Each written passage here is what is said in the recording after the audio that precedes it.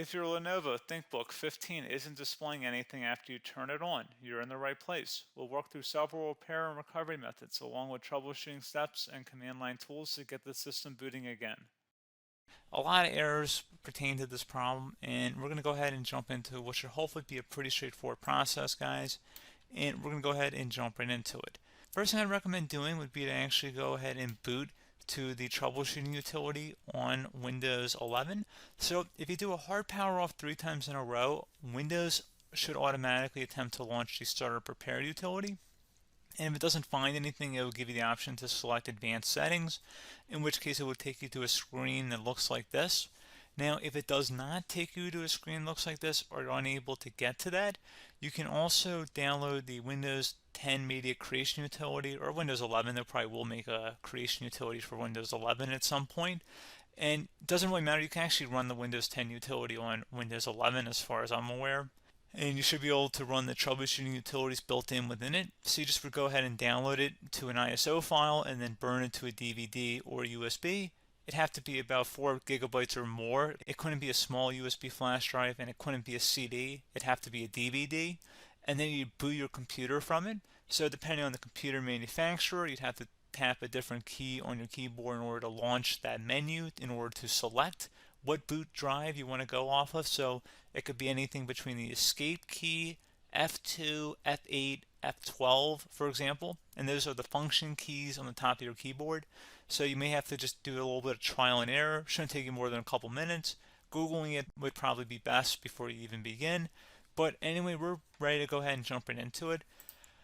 So we're on the choose an option page. So these will look very similar whether you're booting from it directly within Windows itself, or if you're plugged in a USB flash drive with the media creation utility installed and you selected the recovery option. So when you are setting up your Windows 11 installation or Windows 10, depending on the drive you're using, there should be an option to repair your computer in the bottom left corner of the dialog window, one of the first screens that comes up. You go ahead and select that, and then it would take you to a troubleshooting screen like you see here. And you want to go ahead and select troubleshoot, reset your PC, or see advanced options. And then there are going to be a whole bunch of options in here that we're going to explore in today's video. The first one, we're going to actually go underneath advanced options and then select startup prepare, fix problems that keep Windows from loading. So go ahead and select that first.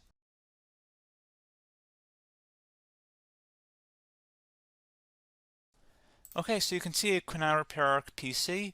That was our first option we could try.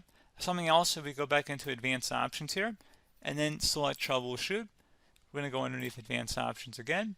You can go ahead and actually access safe mode by selecting startup settings. And then if you select the restart button, you have the option on the screen select safe mode with networking, which will give you a key on the screen. It'll tell you which key to press to enter that. I believe it's the F7 key. It'll do that for you. I'm not going to go over that in today's tutorial because I don't really want to go into safe mode, but you're more than welcome to attempt that by going into here and then selecting restart. Again, it'll launch another screen. It'll say what key do you want to press, and it'll give you like 7 or 8 different options, and you want to select safe mode with networking.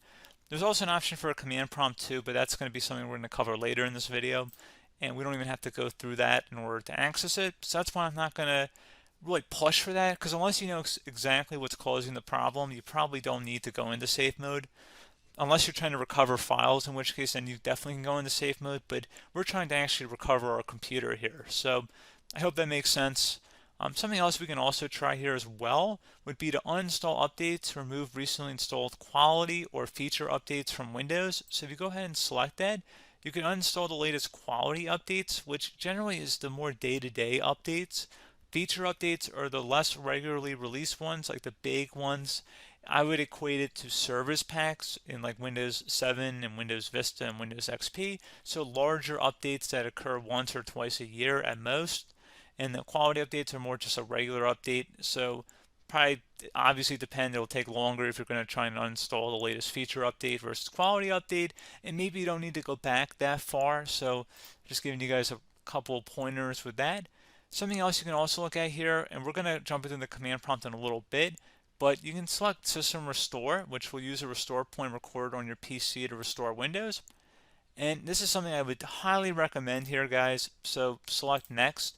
Assuming you have a restore point saved on your computer, you go ahead and select the most recently created one, and you'll select next, and then you'll select the drive. You shouldn't actually have to select the drive. You can scan for affected programs, but we're going to keep it all default here, and then we're going to select finish. So once started, system restore cannot be interrupted. Do you want to continue? I think we're going to select yes. I don't think we have anything better to do on our computer right now, so just give it a moment here to initialize. It will take a couple minutes to run, obviously depending on how large your hard drive is and how much is saved on the system restore point. So just give it a couple minutes here.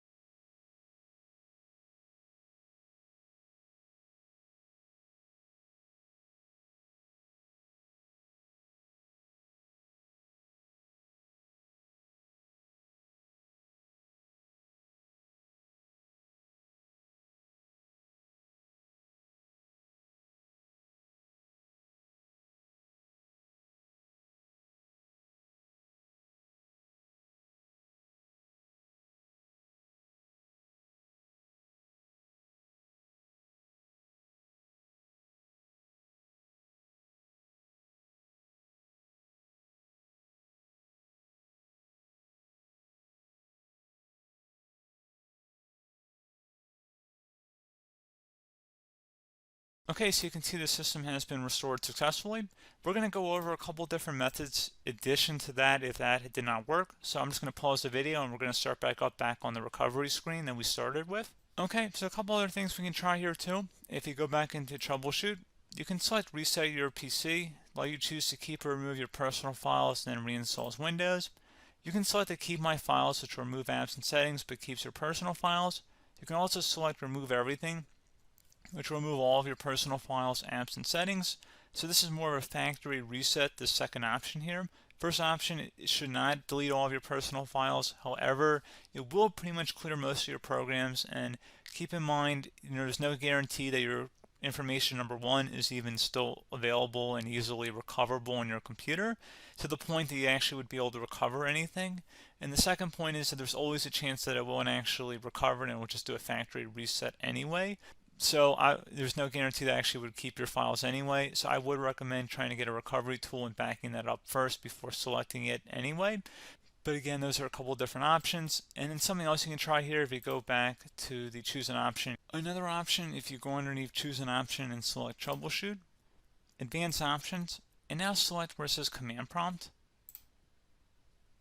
Okay, so the first thing we should do is type our main hard drive here. In most cases, it should be the C drive. So you just do a C colon and then hit enter on your keyboard. So once you're underneath the C drive, we're going to type in dir and then hit enter on your keyboard. It should have program files, users, and Windows all in there. That's how you know you're in the right directory.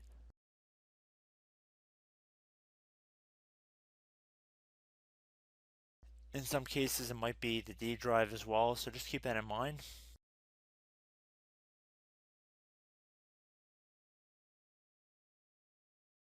Next thing we're going to do is type in cd space / Windows / system 32 / config, and then you're going to hit enter on your keyboard.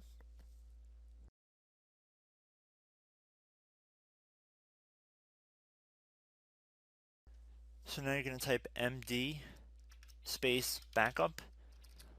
If you've seen other tutorials, it might also say to put down md backup. That's because the backup name is pretty common when you want to back something up. So you can name this whatever you want, doesn't have to be backup. So if you've already made a backup folder in the past, you could do backup 1, for example.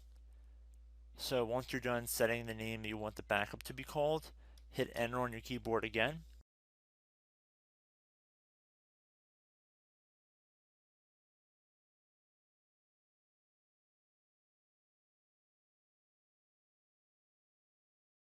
At this point, you want to type copy, C-O-P-Y, space, Then you want to do the star symbol above the 8 key, then do a period or a dot, whatever you want to call it, then another star sign, and then another space, and then type backup, and then hit enter on your keyboard.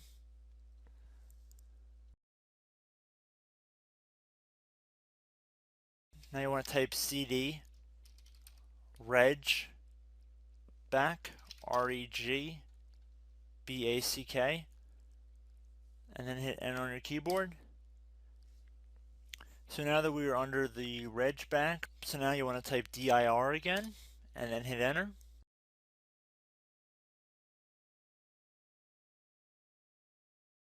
So now at this point we're going to type copy again. So copy, space, star sign,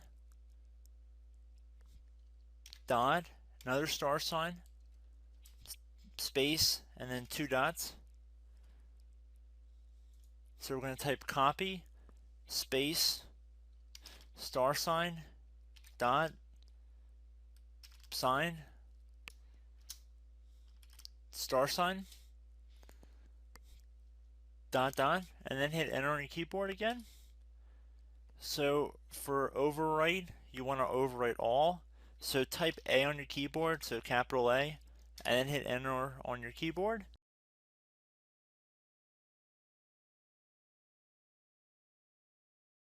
So at this point you should be good to go. You can close out of the command prompt window, and if you accidentally continue to Windows 10 you should be all set. So I hope one of these 3 or 4 different methods we went through in this tutorial helped you guys out. Again, I'm not sure if you guys heard me earlier, but try to go back into your safe mode if possible and uninstall any programs you know might be conflicting with the Windows startup if you can get into safe mode. So just keep that in mind. Something very simple like that could be blocking up everything. So again, I hope this tutorial helped you guys out, and I will catch you in the next tutorial. Goodbye.